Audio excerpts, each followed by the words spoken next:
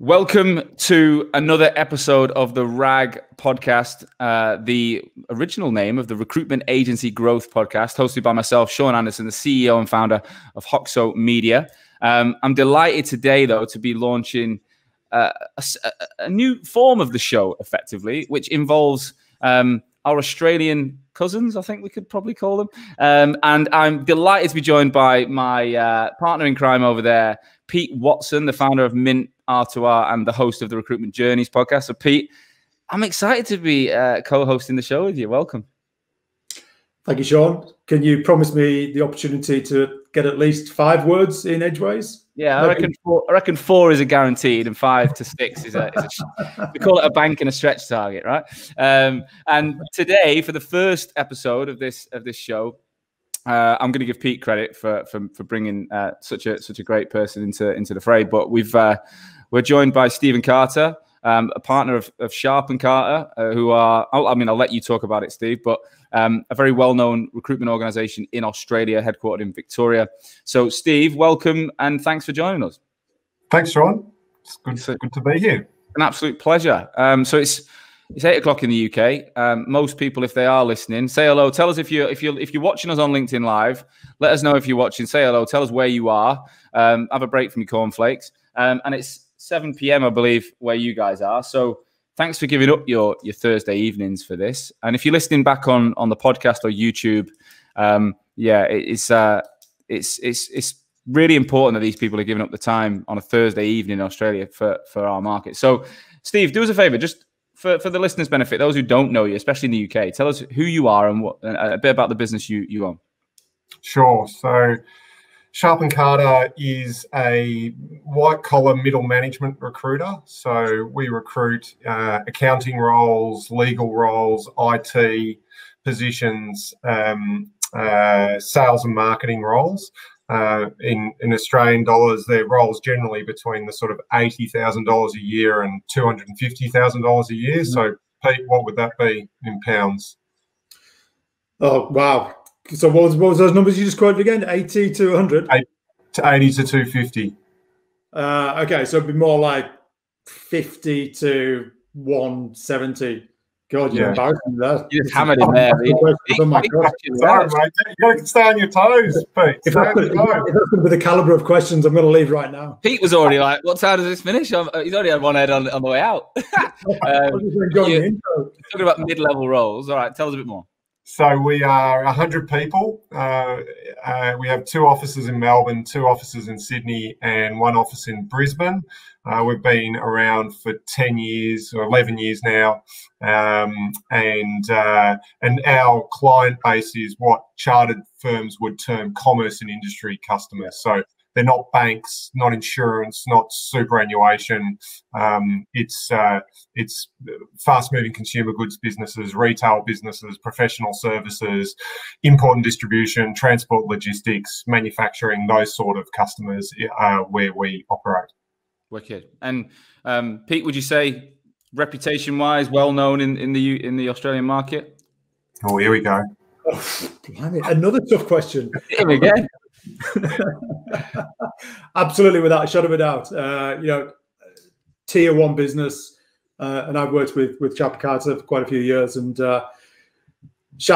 working with Sharp and Carter is pretty easy because when you send a candidate down to Sharp and Carter, they usually come back and tell me that they want to work there.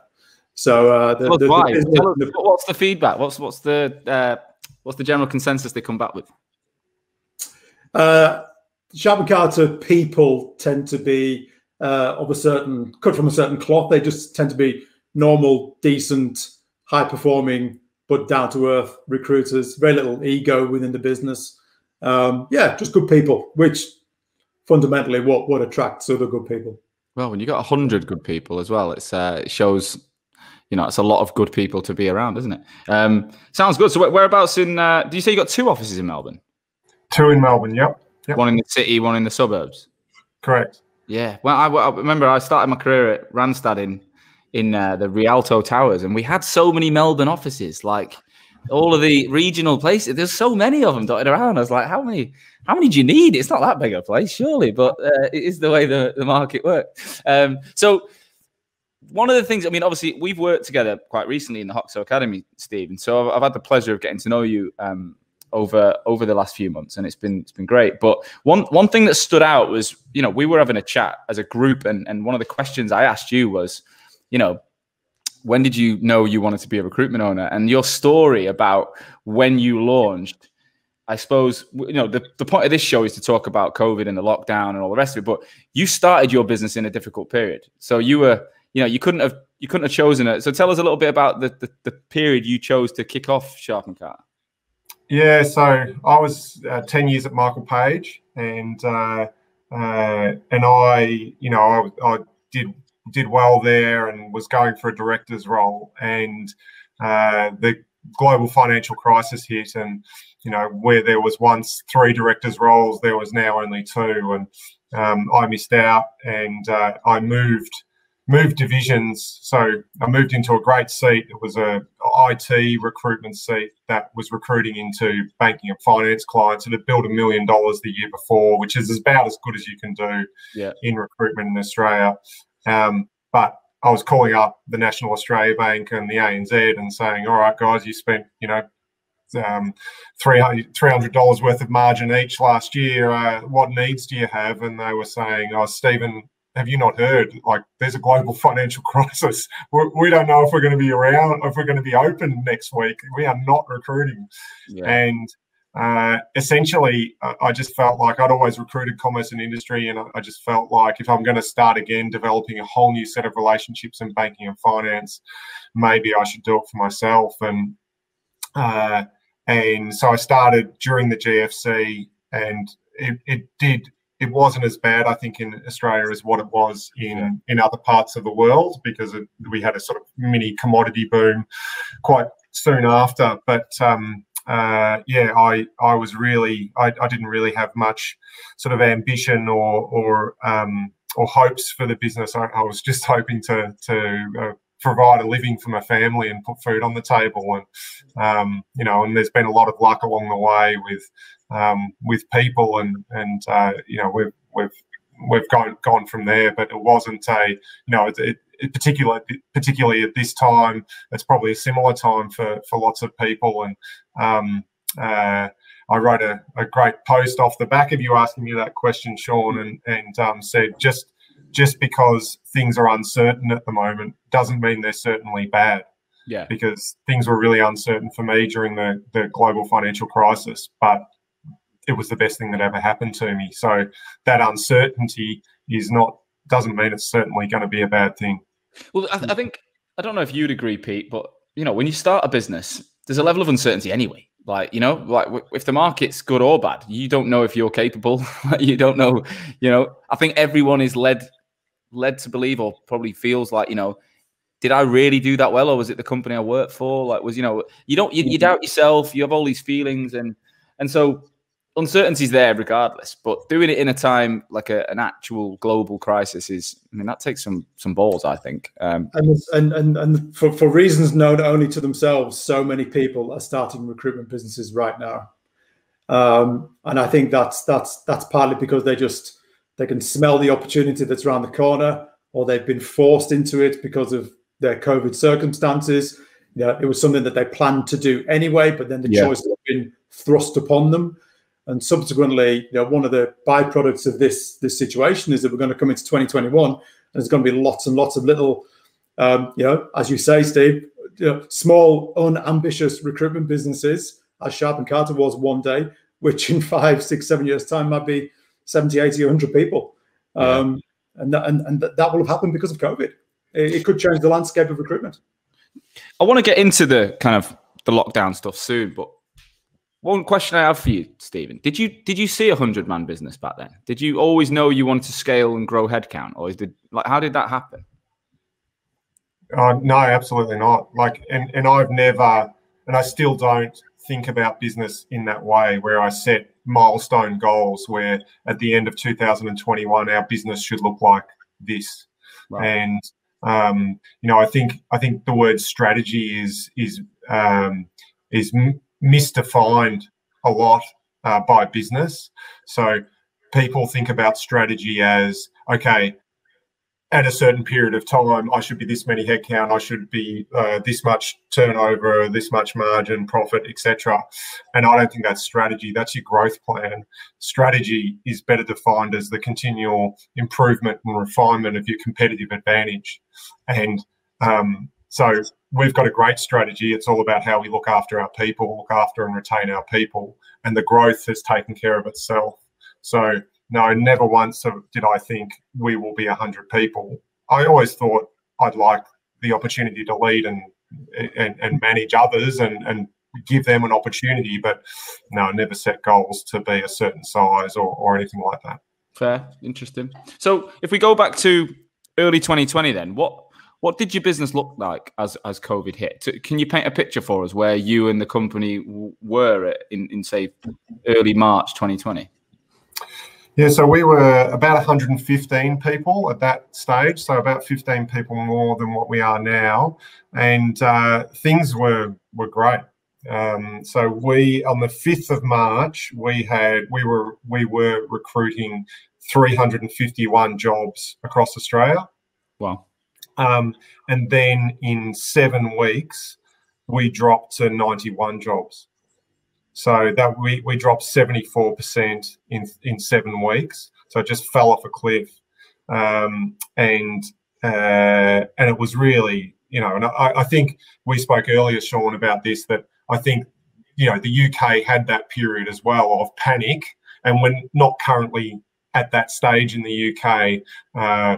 Businesses understand they need to keep the wheels turning, they need to keep recruiting, and I'm sure that the UK will be similar to what we are experiencing now, when we're now sort of 35% down on our pre-coronavirus levels, rather than 74% down.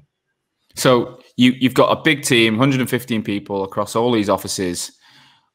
Your name's on the door, right? Sharp and Carter. What was it really like being like at the helm of such a big organization, and what was the reality of the conversations, the phone calls you were getting? Like how did you navigate it in the very, very earliest moments?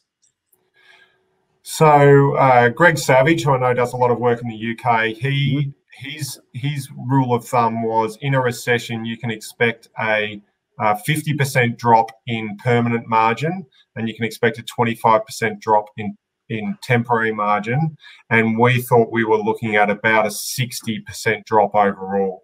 So that in our temp per mix, that 50-25 would have resulted in a 40% drop in margin for us, and we, based on our job numbers, we were looking at a 60% drop. So it was much more significant than a normal sort of recession by the Greg Savage rule of thumb, and we really had to take drastic action to try and save and, I suppose, save the business so that it survived the other side. And so what we felt like we basically put everyone on reduced wages, significantly reduced wages, and said to them that we will pay you whatever we can afford above and beyond this reduced base wage, but we just don't know what that is, because we've got no visibility on our revenue line. We've also got limited visibility on our cash flow. That was a huge concern at that moment back in April, and so it was incredibly confronting, really scary, and I felt like I'd let everyone down. So there's a lot of I suppose you take a lot of responsibility on when you employ people, and when you feel like you've let them down. I think that adversity like that, though, it doesn't build the culture of your business, but it reveals the culture of your business. And what was great to see was that my culture was incredibly strong, and all the people stuck by me and said, "Yeah, we'll stick it out, and get through to the other side. And we trust you that you won't rip us off. You'll pay whatever you can afford to get us back up as close as possible to normal salary levels." So Yeah, so that adversity, really revealed our culture, which was strong. How do you communicate that message? Like what did you call people one-on-one? Did you do it on Zoom? Like, how did you communicate to 115 people that their salaries would be dramatically affected? Well, this is one of the really difficult complexities of COVID. Like, usually in a situation like that, you can eyeball them. You can sit down one-on-one. You can just work your way through the business and explain in detail what's happening, etc. You can't do that because it's illegal. It was illegal in Australia. You can't get together. You can't travel. You couldn't travel more than 5 kilometres from your house. You could only leave the house to get shopping and seek medical attention. So it was incredibly difficult. So it meant we had to do it on Zoom.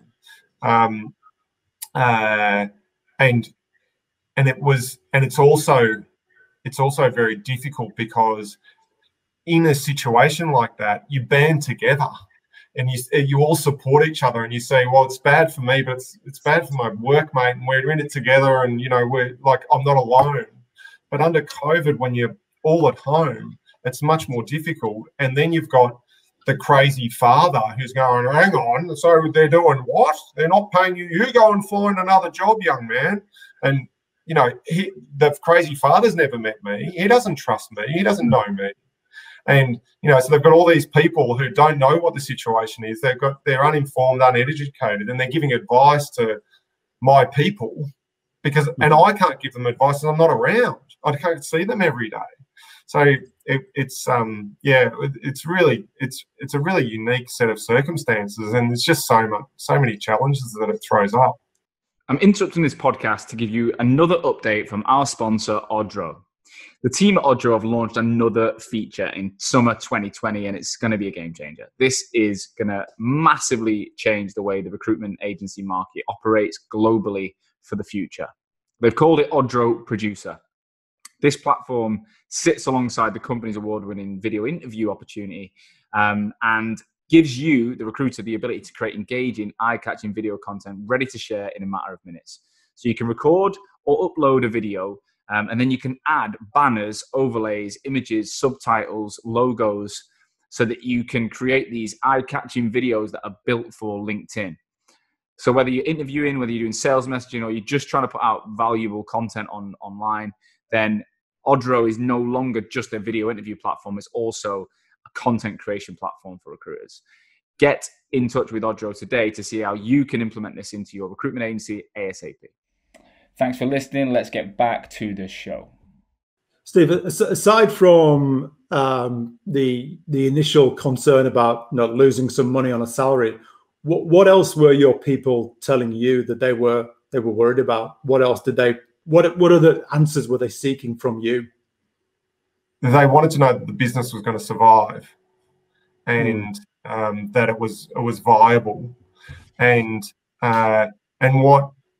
what we, there's a number of options, and I wrote an article which I'll release at some stage down the track once it's all a distant memory. But you're faced with, when you've got such a drastic reduction in your revenue line, you've only got certain options as a recruitment business, and you've got to find a way to cut costs, because and your costs are salaries. That's your only cost, really. And so you can do that a number of ways. Like some recruiters, they didn't pay out bonuses from Q1. And then you can use that money that you never thought you'd have to guarantee wages going into Q2. You can cut just a little bit. Okay, I'm only going to cut 20%, go back to 4 days a week. But then, we didn't know whether that was going to meet our new revenue line.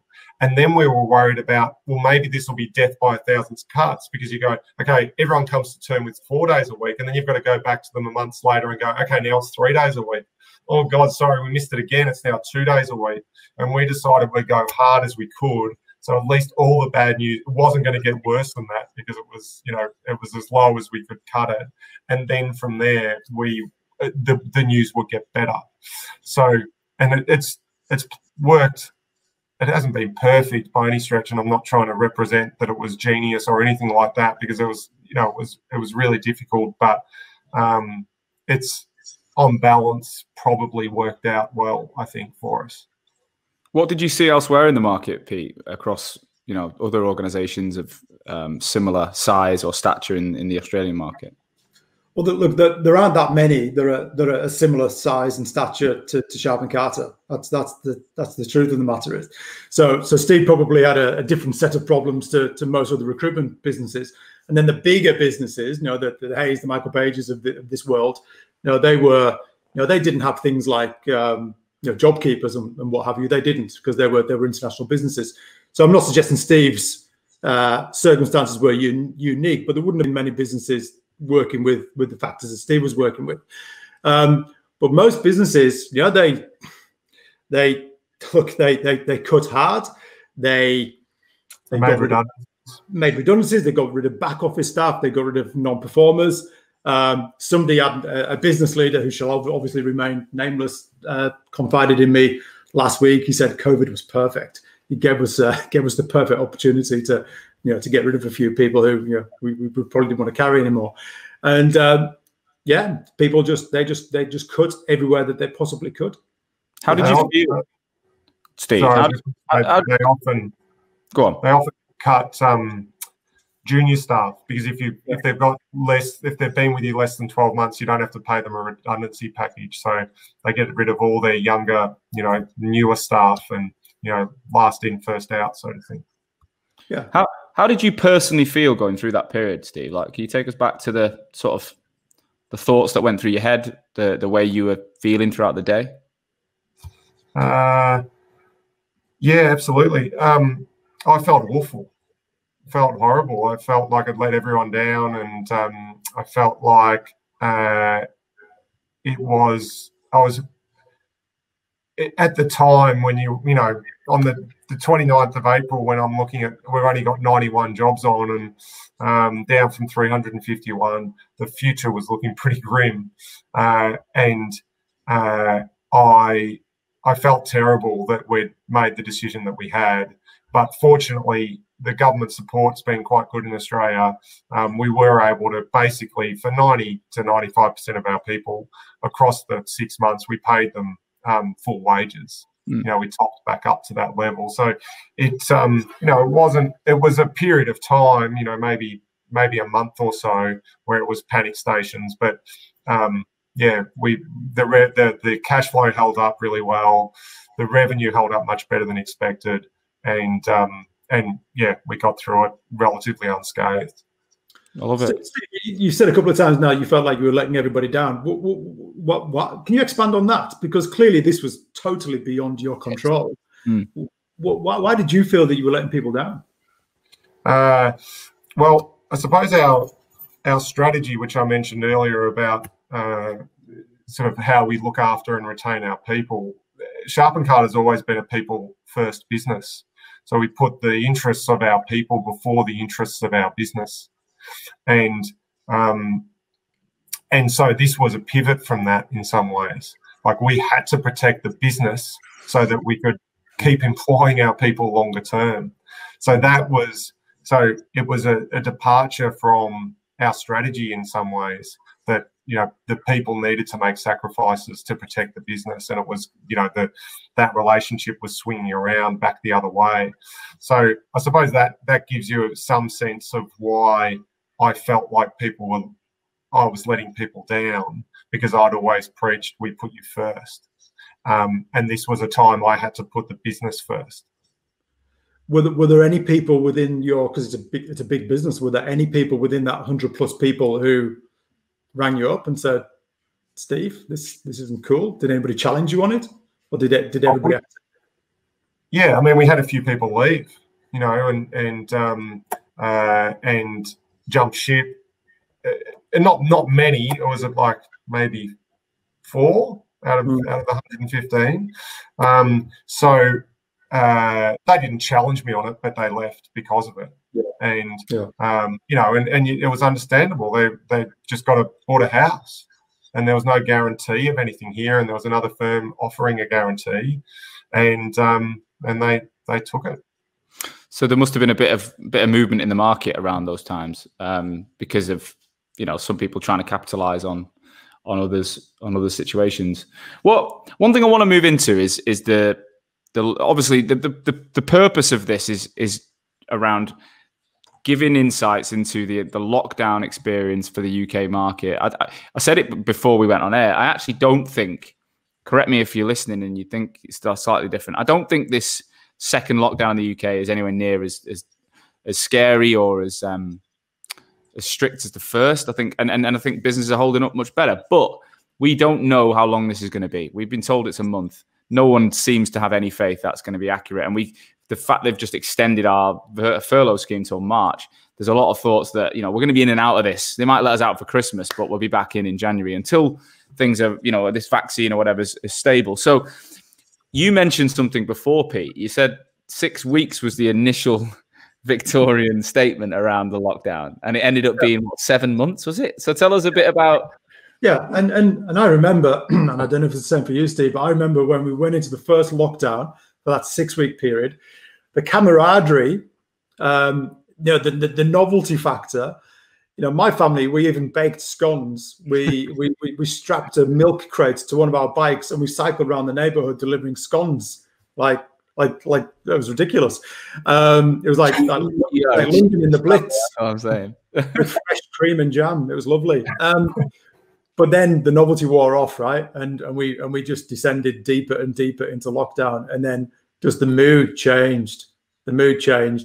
And speaking personally, every day it was literally a roller coaster. You woke up and one day you were okay and you think, yeah, we can get through this thing and we're going to be all right. And then the following day, absolutely defeated by lockdown. And you just didn't know when it was going to end. And that was the problem. Not when that 6 weeks extended and then extended again, and we didn't know when it was going to end. It was awful.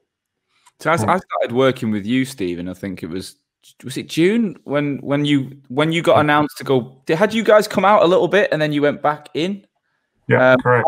How long were you out? Because I think it was literally the day after you went back in, we kicked off our program, and I remember looking at 15 of you guys, all majority in Victoria, and feeling, wow, this is rock bottom for some of you. How long were you out before you went back in for that second wave of lockdown? Wasn't long, like 3 weeks or something, Pete. A few weeks. Wasn't much. No. Just enough to taunt us.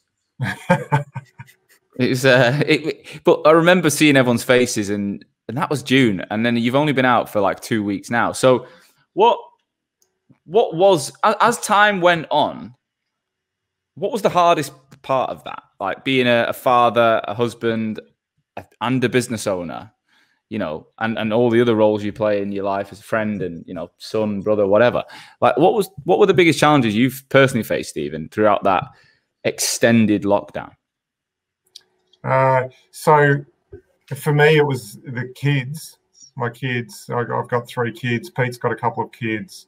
And I think ultimately they make the biggest sacrifice because, if you think about what you do with your kid, when you're a kid, you play with your friends, you go to school, and they can't do either of those things. They weren't able to go to school and they weren't able to play with their friends. And so that was the biggest difficulty of the lockdown, is just were my kids okay? Because they were making such a huge sacrifice for the health of the community.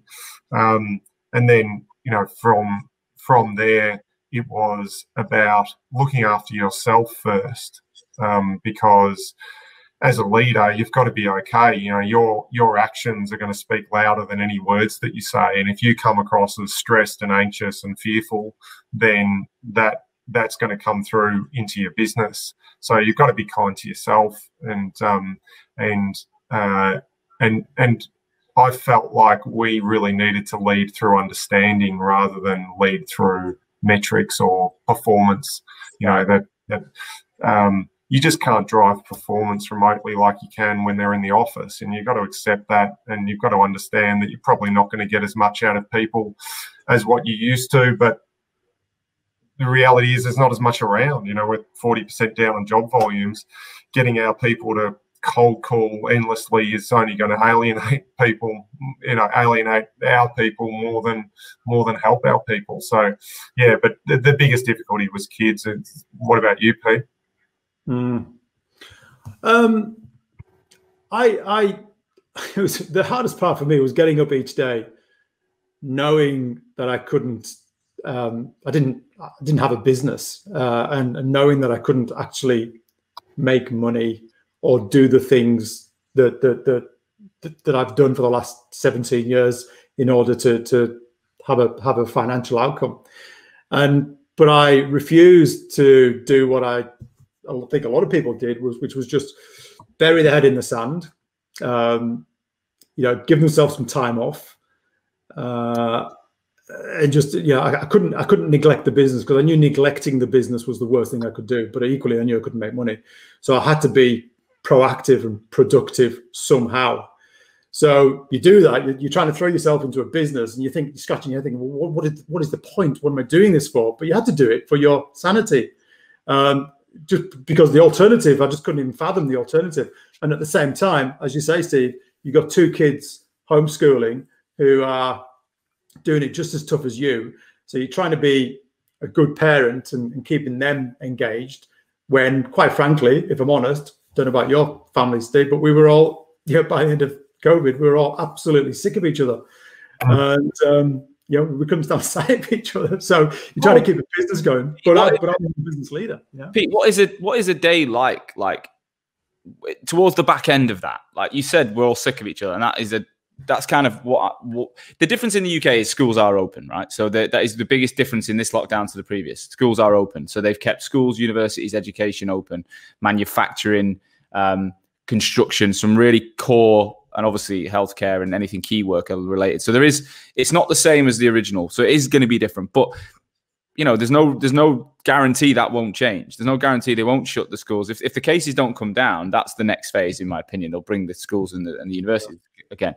So we could go back there. What does a day look like in your life? I'll start with you, Pete, and then we'll move to Steve. But when you're at the kind of end of your tether, in a way of putting it, with your family, and you've got a business that's not how it was. What's an average day like? How do you keep that going? Like what does it physically look like? Well, thankfully, the one thing they didn't take away from us was exercise. So for me, I exercised through it. I had to, and I'm not like a super fit human being. I'm not a good runner, but I just made sure I went out and I ran, and that was the only thing you could keep the cloud away. And sometimes it worked, sometimes it didn't. You would just find yourself wandering around the house, looking for something to do, trying to think of something creative to do with your kids, and then abandoning it because it was too hard. We literally became, well, in my household, became zombies. There's no cool answer to give you. It was grim. Well, one thing I've realized is you have less to talk about because you're not doing anything. So yeah. I rang someone at the weekend. I was like, what have you been up to? What did you do yesterday? He goes, went for a walk. I was like, all right, cool. What about today? Yeah, probably go for a walk. And he goes, what about you? I was like, I went for a walk yesterday. I'll probably go for a walk today. And that is it, right? Fucking that is it. I'm like, I love a walk, but that is not good chat. What about you, Steve? How was it in your house towards the back end? Yeah, I'd mirror Pete's comments, and I'm sure Pete would also say this. You got to hang on to the positives of it. Like you do get to spend a lot more time with your kids, and there's a positive in that. As a business owner, when you're running around working pretty hard, you don't spend a lot of time with your kids. And it was a 6-month period where I spent a heap of time with them, and there's a real win in that. Like one of my divisions, they set some good routines, and I think there's some wins that will come out of this for the recruitment industry. Like picking up a job with a client will just now be done on Zoom. You don't have to schlep your way out 45 minutes on the tube or on the train or in the car to go and see a client and then 45 minutes back. Like you save yourself, that's an hour and a half of your day saved. Yeah. That will be saved forever. Because if you know a client, just jump on a Zoom and take the job brief. You don't need to go and meet them face to face. So there'll be some advantages that come out of it. And, things like you do just get yourself into a good routine. Like one of the accountabilities that we had within our business is every day you had to try and do something for yourself, something for work, something for your mental health, something for you, something for someone else, something for your physical health, and you had to try and practice gratitude. And, you know, these are good sort of disciplines to get into that you just don't, you know, it forces you to assess these things and take action on these things. So there's, you know, there are some wins that come out of it. A final interruption to today's episode to introduce Vincere. Vincere is the all-in-one CRM ATS platform built for the recruitment and staffing industry. Now, I first heard about these guys about a year ago. The amount of prospect recruitment agencies and clients I was working with that were telling me they were moving over to Vincere, I had to look into it. And what I found was a business that had a global reach with multiple offices around the world. So they've got this follow the sun methodology, which allows them to support recruitment businesses wherever you are and be in your time zone. But the technology that they've invested in is becoming a disruptor in the space. More and more recruitment businesses are doing this to give their recruiters a competitive advantage. They broke into the G2 Crowd's momentum grid as a market leader based on their reviews from their customers. So the agencies that are using this platform are raving about it. Now, if you're a RAG listener and you're thinking about changing CRM, or you're a new business looking to launch with a new CRM, then I would get in touch with these guys, because if you mention that you're a RAG listener, they're doing an amazing deal. By visiting www.vincere.io/RAG, you can get an exclusive deal which offers 2 months completely free on a 2-year commitment, or 3 months completely free on a 3-year commitment. This applies to all licenses that you've either signed up for now or that you'll add in the duration of the contract. So get on there and have a look. Finally, if you're listening and you're a recruiter and you're thinking, I want to move into a more of a business development role and I'd like to keep hold of my recruitment knowledge, well, these guys are recruiting for a BD person, well, multiple roles in both Sydney and London right now. So if you've got a strong recruitment background, you want to move into BD and you want to work for a fast moving tech business that's helping people like you right now, then get in touch via their website, because they're hiring today. Back to the show. Did you find that the people within your business who embraced those ideas, they got through COVID better than the people who didn't struggled? Oh, well, I think absolutely. Like, the people that were barely managing before shutdown didn't manage during shutdown. So the people that were just sort of run, you know, they were like, you know, ducks, their feet were going at 1,000,000 miles an hour under the surface. And life was, you know, they were just barely hanging on in life. You know, they didn't exercise, they didn't have good friends, they didn't have good hobbies, you know, they didn't have good relationships, you know, et cetera, et cetera. Everything's okay until it's not okay. And COVID is a time when it's not okay. So, you know, those people really struggled, but the people that did have those good sort of fundamentals and pillars in life tended to be okay through it, because they're pretty well practiced and disciplined at doing those things that build up a, you know, fulfilling, satisfying life. Yeah, I think Helen Cairns has just said, "Glad I'm not the only one going for a walk." Yeah, it's definitely we're all getting our step count up, I'm sure. One thing I found, I don't know if you guys agree, but I had this like overwhelming feeling of like I can't let a day go by by being like mediocre at this point. Like I said to myself, I'm not going to have a day where I'm not on top form in terms of, so I exercised more, I didn't drink, I ate better foods. I just said, I cannot afford a day right now where I'm like average for my people, for my clients, for the brand, for everything. I just said, I have to be the best version of me I can be, because I don't know how it's ever going to get harder than this. It might do, but this is the worst I've ever seen in business. Did you ever feel like that? Like, you know, you've got a responsibility more than if one of your teams has a bad day. Like, they've had phone calls saying, Sean, I'm struggling today. And it's like, that's okay. But I never felt like I could be like that. Like I went through some real shit in lockdown. Pete knows more about it. And, you know, I flew to Spain and I lived 5 weeks on my own in Ibiza. And I didn't have a day off. I didn't even have a fucking weekend a day off, I don't think. I worked every single, because I just felt I had a responsibility. I don't know. Did you feel, Steve, did you ever feel like that? Oh, absolutely. And I completely understand where you're coming from. And that's why you run a business, because you've got that, inbuilt in yourself that you've got to lead from the front and you've got to be the most positive and the most high performing. And so it's a great trait. And my business partner, Anthony Holdstock's, very, very similar. But you've also got to be kind to yourself. You are a human being and you can't be up 100% of the time. But I do like your point around being the best version of yourself in order to give yourself the most chance to be up all the time. Like we talk about with my business partners, clawing advantage. How do you claw advantage in life so you can cope with more stress and more responsibility? And that comes from things like, well, you have to eat better. You have to make sure you're disciplined with your exercise. You can't drink because you can't afford to have, the down day with a hangover.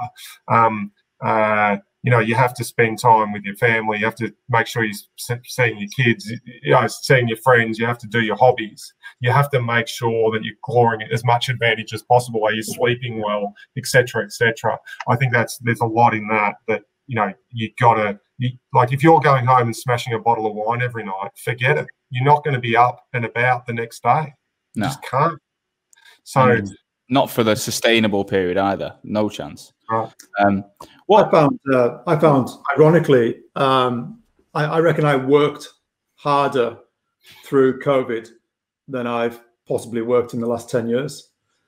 It was just weird. It was just, I knew I had to lift my game because I've become so complacent prior to COVID, and I just knew I had to dig deep because I sort of made a decision that this was a moment in time, and when all said and done, need to be able to kind of look my family in the eye and be able to know that I did my best for them, and my best was working hard, and I knew that if I didn't do that and I just kind of pulled the duvet over my head, I'd be racked with guilt and shame. And it may or may not have worked. Time will tell. But at least, I've got peace of mind that I did my best. I think it will have worked. Pete, I've said this to you before, Pete. It has worked. Well, it may not have worked financially yet, but in terms of your market presence through some of the things you've learned from Sean, and you're absolutely the number one rec to rec in Australia in my eyes. And that's partly from your service, but it's also partly from your brand and your presence. And all of those things came out of COVID. It's really ramped up during COVID, like your presence in the market. So I think great things have come out of it. Well, this is funny. I only reached out to that bloke called Sean Anderson because I was shitting myself about earning money for the next 2 years. So I'd seen this bloke on the internet with the grey hair, and I thought he must want to come to Australia. I better pick up the phone to him. And I started pitching myself to Sean about bringing Hoxo to Australia. And next minute, I'm on the academy learning all the things that he teaches us. And next minute, it's working on LinkedIn. So again, these are all well, the academy was a funny one. I mean, I planned it 2 years before. So I sat down in the summer of 2018 and said, I want to do this. I wanted to build something. It wasn't necessarily going to be via Zoom. It was going to be like a physical thing. But I saw this personal brand taking off. And I'd started to formulaically do what I was doing. Before that, I was just fucking random. I was just on video and just shouting as loud as I could every day and just trying to get and it worked because no one was doing it back then. But I planned it then, and then I always had a reason not to do it. And then in the first week of lockdown, I said, first thing I'm doing is going daily with the rag. And we did. And, I just genuinely wanted to speak to as many people as I could. And then I was like, right, it's time to build this academy. So I sat down in the middle of March, and I said to Amma and my business partner, we're going to do it. And then I had it built by the middle of April. I did that all myself. And I was just like, let's go for it. And then, Pete was one of the early adopters, yourself, and it's created a second business revenue stream for myself. And we've now worked with over nearly 200 recruitment leaders across the world, which has been incredible. It's been brilliant. For me, the byproduct of the academy was that I didn't think about was the actual support network that it provided each other. But me personally, you had 15 people, Steve, and in a room every week, and you guys were so open. Like, it was amazing. I had 150. So I managed to bounce off every single bleeding group. So I had probably hit rock bottom in mid-June in my personal life, but everyone in the academy held me up, and I felt like I was floating on the support, which was so. There's been an incredible, I don't know, like you said, Pete. There's been an incredible camaraderie that's gone on that I hope we can take forward in some way, shape, and form as we come out of this. I hope it doesn't get forgotten. You know, it's just that year that things were shit. We've had a few people joining. Anita, Simon, Helen has said, my biggest challenge has been planning. Every plan I put in place, I'm going to show it on here. Every plan I put in place in the last 6 months has changed. The one thing I'm doing is staying visible and keeping in touch with my clients. I think we'd all agree that, you know, you've got to be. I think that was, you used that word, Pete, didn't you? Visible leader. That was not a word I actually used, but you said that'd be a good way to communicate the strengths of the academy. One of my clients said it. I'd love to take credit for it. Bit of marketing genius from me, but it wasn't. One of my clients basically said, "Yeah, we need to get onto the academy because we can't afford to be invisible anymore, particularly now." Yeah. Well, it's been amazing to see your growth, and I've kept an eye on what you're doing, Steve. And then that takes me to the kind of where I wanted to talk about now is, what does your business look like now? So. And I'm not just talking about headcount. I'm talking about the way you work. So I know we're only 2 weeks out of lockdown, but what are the biggest differences in the operational elements of the recruitment business compared to, you know, the 5th of March and you're banging out 350 jobs across Australia? What's the difference now?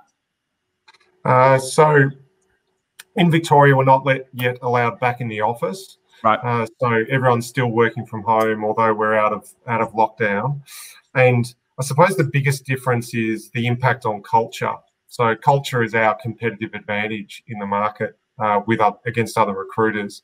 And you can maintain culture on, you know, digitally or remotely, but it's hard to embed culture with new people and build culture with new people remotely. So that's been the biggest impact on the business, is just how do we go about maintaining culture and building and embedding culture with new people that come into the business. And it's difficult. There are lots of tricks you can, you know, things you can do, like, you know, we spoke earlier, Sean, you know, just ringing up for a chat rather than ringing up to talk about work, and, you know, and doing games, trivia on Zoom and all of those things. But it's not the same. Let's face it. It's a poor imitation. So that's the biggest challenge. And then it'll be an ongoing challenge of everyone will want to work from home more without coronavirus, or when the vaccine comes. They'll, instead of, you know, we've always had a day a week working from home, but that's going to go to 2 to 3 days a week. And that's going to be a difficult thing to grapple. And I don't think I've got the answer on what it's going to look like, but how do you have a really strong culture if you're just not bringing people together as much? It's going to be funny. I've said this on a few episodes. I think going from all in to all out kept everyone on a level playing field. And when you then blend it, which is going to happen inevitably across most businesses, how do you then have like morning catch-ups and all these different things when some people are at home? I think everyone in the office is still going to have to sit on Zoom, like, in order to level the playing field at certain times of the day. Otherwise you have like, yeah, if you've got the luxury of having like a second, third, fourth meeting rooms with a screen, and you can all hover around one screen and have everyone else on the screen. Do you know what I mean? I kind of think the blend is actually going to provide some real challenges for companies, especially at the size and scale that you've got. What about your approach to your own role? So, you know, I imagine flying around 5 offices or whatever, like, you know, jetting off to Brisbane and Sydney and driving across Melbourne, Victoria. You know, are you going to carry on like that? Are you going to what's your approach going to be to getting the FaceTime with the people? It's a bit. I suppose we don't try and sort of project too far ahead, because we're not allowed to fly anywhere yet. I think that I probably won't. I didn't do a heap. You know, like part of one of the pillars of our business is trust. And with that comes a lot of empowerment. So the business isn't about me, and not everyone does what I say, and I'm just you follow orders and we'll all be okay. It's a servant-based leadership. I ask them what I can do to help them be successful rather than tell them what to do. So because of that, I wasn't constantly on a plane or in an airport flying around the country. I'd go once a month to Sydney and once a month to Brisbane. But I think I can anticipate that it'll be less. Yeah. Just to people get used to it and don't need it as much. Steve, may I ask, now that COVID is, well, it's certainly not behind us, but now that we're hopefully through the worst, and just reflecting on this comment that you made, which I keep coming back to, about how you felt that you'd let everybody down. Do you now, are you able to look in the mirror and say, do you know what, me and my co-partners, we did a good job. We pulled this business through, and do you now have a better sense about how you reacted to COVID on behalf of your people and on behalf of the business?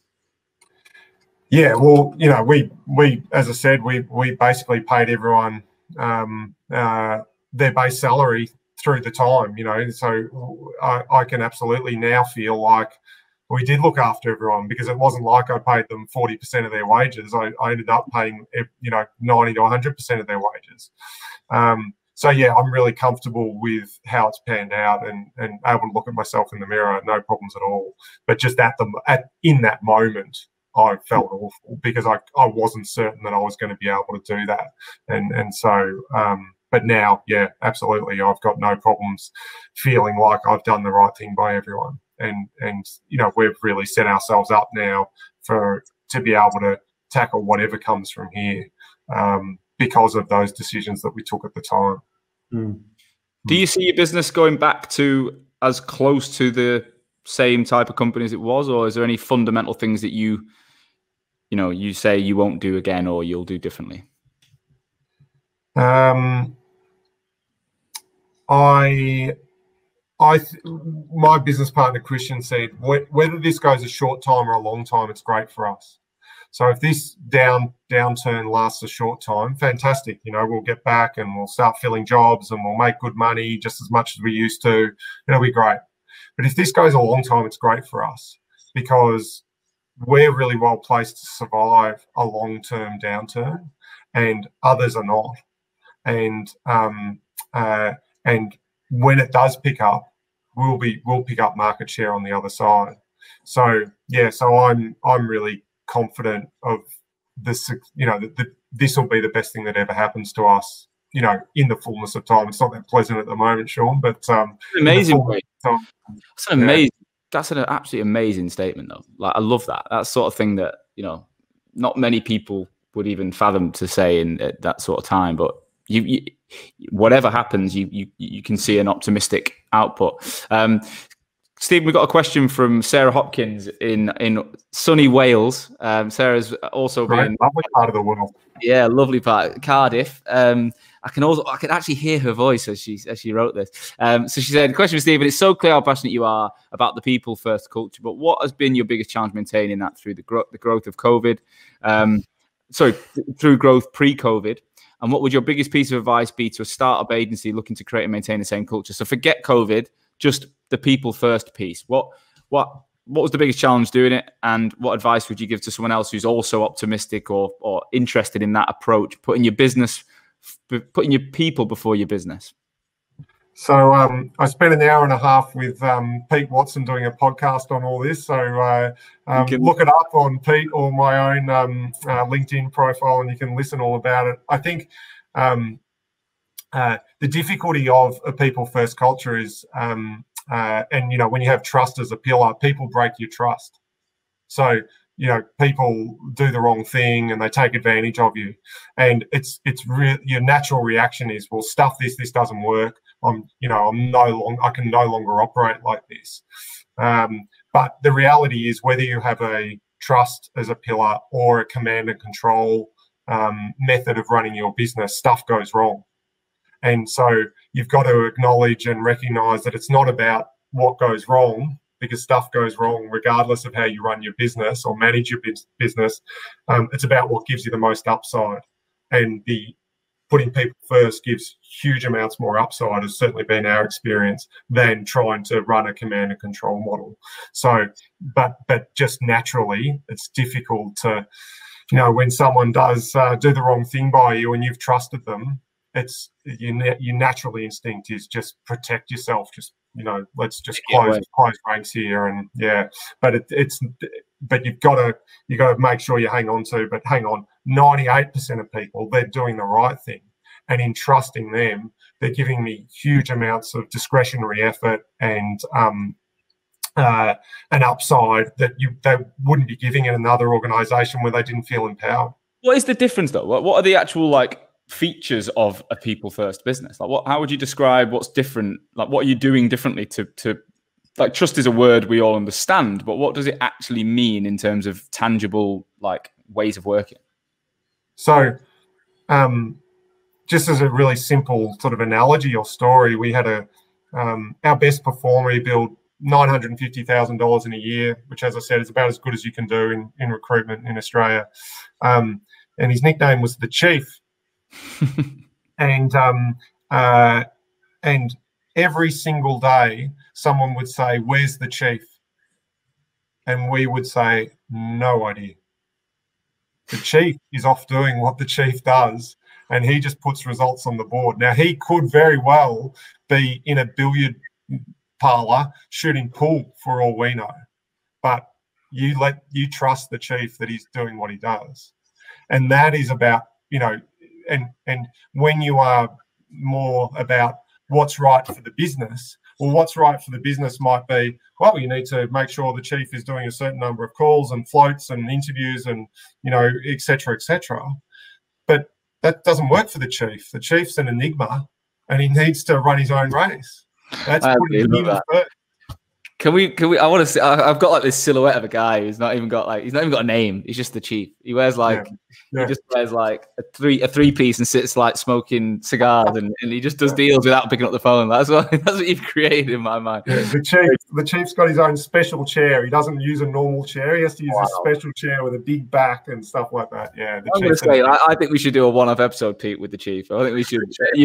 We've got to bring him into this. I'm scared to ask. He lives in Switzerland, and he started a mental health or mental fitness business. He's a very, very interesting man. He would be a good guest to be a podcast. Absolutely. Is he no longer the Chief of Sharp and Carter then? No, he fell in love with a woman in Switzerland, and he's moved to Basel in Switzerland and lives there and sells mental fitness diaries around the world. Of course, and he has leather-bound books in his room. Of course he does. He's the Chief, for God's sake. This guy, we're getting him on. I don't even know him yet, but we're going to get him on. So, all right. So, what might be misconstrued to say then is, you know, some people are thinking. Sarah's second question was, how do we do it as a startup? So, I guess the answer isn't just let your teams do whatever the hell they want, but how would you? What is the answer to building that early days in an organization? Yeah. So. When we started, the pillars of our culture are trust, care. So care for our people, and we care about them as human beings rather than as employees. Generosity, we're generous to them, and humility, we're humble. But when we started, what we were thinking, what type of business we wanted to create. I wanted to create a business that I would have loved to have worked in as a recruiter coming up through the ranks. My business partner, he wanted to treat people with his own personal values, treat people as he'd like to be treated. And Stocky said he wanted to be the best employer in Australia. Now, we didn't really know how that looked or that it was going to be trust, care, generosity, and humility. But what we tried to do was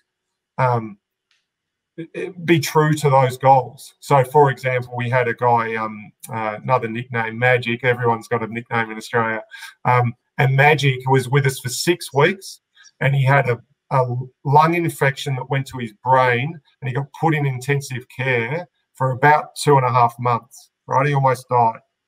And on the basis of trying to create a company that we would have loved to have worked within, he had all of 1.2 sick days accrued in the 6 weeks he'd been employed with us. and we paid him for every single day he was off. Now that's just about, okay, well, if we are trying to put our people first, this is the sort of action you need to take to demonstrate it. Now, Magic's still with us 5 years later. He's one of our best performers. He's going to be a partner in the business, and he tells everyone this. He tells all the people that start, he tells all the customers, and the amount of work and the financial payoff has just been ginormous from this one little gesture.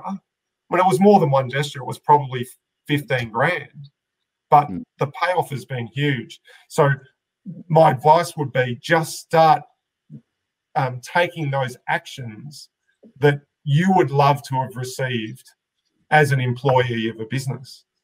And then things will flow and some themes will emerge, like trust, care, generosity, and you'll be able to explain it that way. But at the start, just start by putting people first, rather than thinking about how does this affect the business, think about how does this affect the person.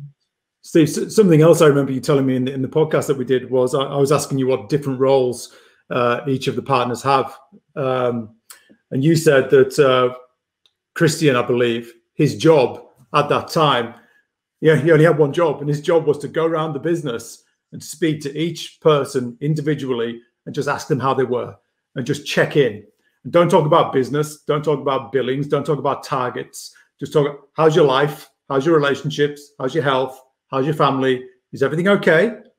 Great. And then he'd move on to the next person. And then once he'd done the whole office, he'd go back to number one again.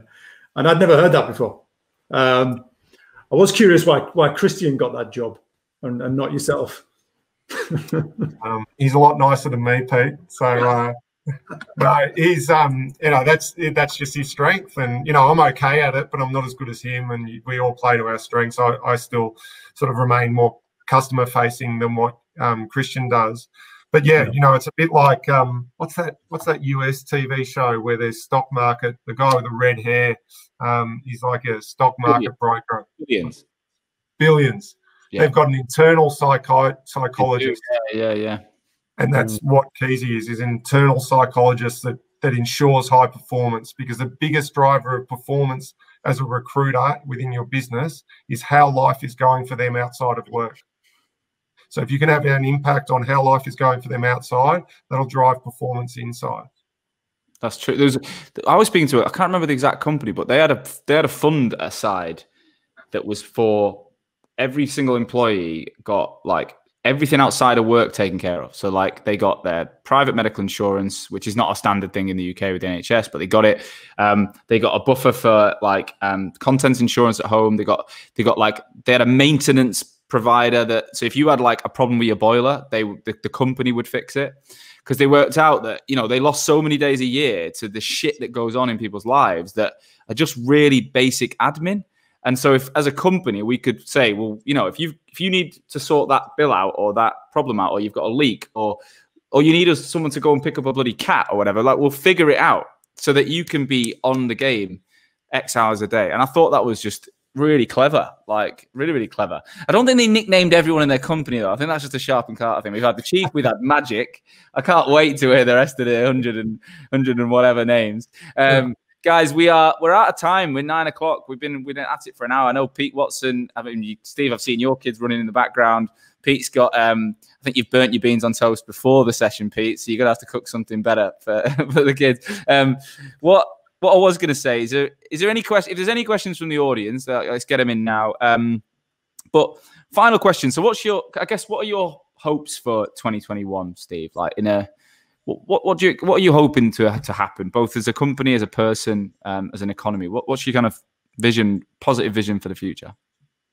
Yeah, I'm relatively bearish about 2021. I think it'll stay at this level where for us we'll be in that sort of 30 to 35% down for 2021, because the government support's going to end. The wage subsidies that we've had in Australia will end at the end of March next year. And I think that and we've had a whole lot of law changes around sort of insolvent trading, and I think we'll have a lot of businesses that have been insolvent that will go into administration, and that will then lead to a higher unemployment rate. So I don't think it'll be disastrous, but nor do I think we're going to snap back next year. And I think it'll be more 2022 where we'll start to see more normal levels of activity and growth.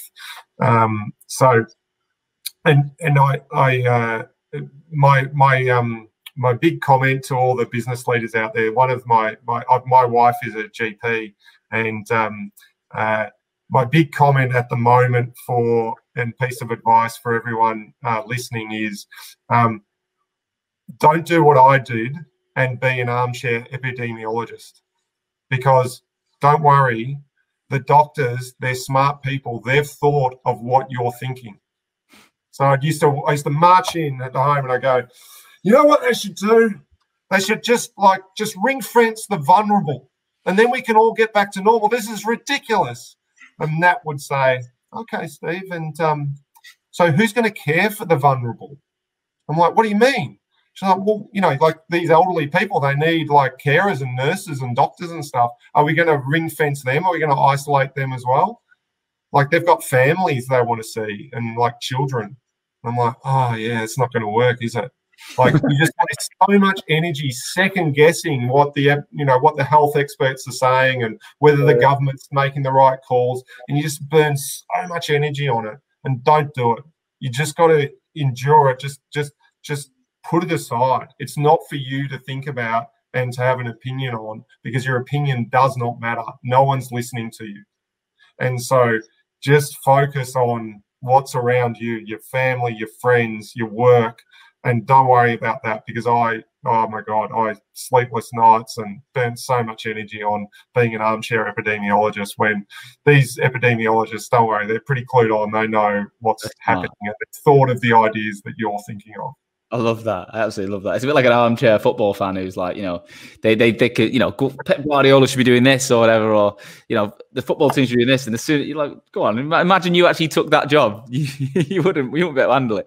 I think everyone's going to have learned. The right people listening to this show today, recruitment owners in the UK and abroad will have no doubt enjoyed listening to you, Stephen, and getting your unique take on your experience. Thanks so much for the time you've given us on a Thursday evening. Pete, enjoyed the first one, mate. I think it's I've definitely got you more than 5 words. I think you got at least 8. I got a few in. Thank you very much. I appreciate that, Sean. I need more from you, Pete. I need you to step up. I need you to push me to one side. But guys, I hope you've enjoyed listening. As always, I don't charge to listen to the show. I do ask you to share it. I ask you to get onto the iTunes store if you're listening on Apple and give us a 5-star rating and give us your positive comments. But more than anything else, just send this to someone. So tag it in LinkedIn, send a link, WhatsApp, email, whatever. If you know of another business owner who would benefit from listening to Stephen, then please, please, please share it, because together this industry will survive. And I think that's what all of us on this call today really care about, is making sure that we wouldn't be doing this if we didn't want the industry together to come out the other side. Also, I want to just mention a little giveaway that we're putting together this is exclusively for the UK recruitment audience. Apologies if you're listening abroad, but for the UK recruitment audience, especially at such a dark time currently, we wanted to give something away. So Hoxo Media, myself and my team, we're going to give podcasts are becoming quite a common theme. We've got a lot of customers we're running podcasts for. Myself and Pete on this call host our own individual shows. You're listening to one right now. And we know there's lots of people out there that would like to launch a podcast but don't really know how. So we're giving away a free podcast setup project. Okay, so what that means is I personally, with my team, will work with you and your team to define the proposition of your unique show for your recruitment business. What's the name going to be? Who are the guests going to be? What's the audience going to be? Why are we going to even do it? What's the point in this podcast? Who's going to be the host? How are you going to host it? When you're going to host it? What kit you're going to buy? We've got it all figured out. We're going to work with you on that, and then we're going to create those content assets for you, the logo, the name, the branding, the lot, and we're going to work with you to record and edit your first 3 episodes. And we're going to do that for free. Okay, so there's no catch. The only catch is you've got to be in the UK. You've got to be a recruitment business. You can be the consultant applying for your boss. That's great as well. But we're only going to take one vote per agency, and we're going to announce the winner in the next 2 weeks. So the way that you apply is through LinkedIn. Any single post that we put out in the next 2 weeks, either on Sean Anderson or the Hoxo Media page, if we mention the giveaway, all you need to do is write underneath that you are interested. So you write the words "I'm interested," and then we will tally that up, and we will then we will release the winner in the next 2 weeks. So if you're listening now live on LinkedIn, or you're listening to the repeat on Hoxo Media's page, get in the comments below and write "I'm interested," and you've then nominated yourself to win as well. If you if you want to nominate, as I said, if you nominate for your boss, that's cool, but we're only going to take one per group. And we can start this in December. We can have you going live with your own industry-leading podcast in 2021. Hopefully that is something you'll all enjoy. So I'll be back again on Tuesday with another guest. We've got some exciting guests lined up in the UK. We'll be back next Thursday, won't we, Pete, with another amazing story from an Australian leader? Next Thursday, we've got Paul Hallam from 6 Degrees Executive. Paul Hallam, what a character Paul Hallam is. Absolute character. This is, to be fair, he's the one guy in 150 recruitment owners who's always kept me on my toes. You know what I'm saying, Steve? He always hit me with a question I didn't know the answer to, or I wasn't prepared for. A bit like Pete at the beginning when he was thinking about his beans on toast and hitting with a question. But can't wait to have Paul next Thursday. So, guys, thank you so much for listening today. We'll see you again next week. In the meantime, please stay safe, and we'll see you soon.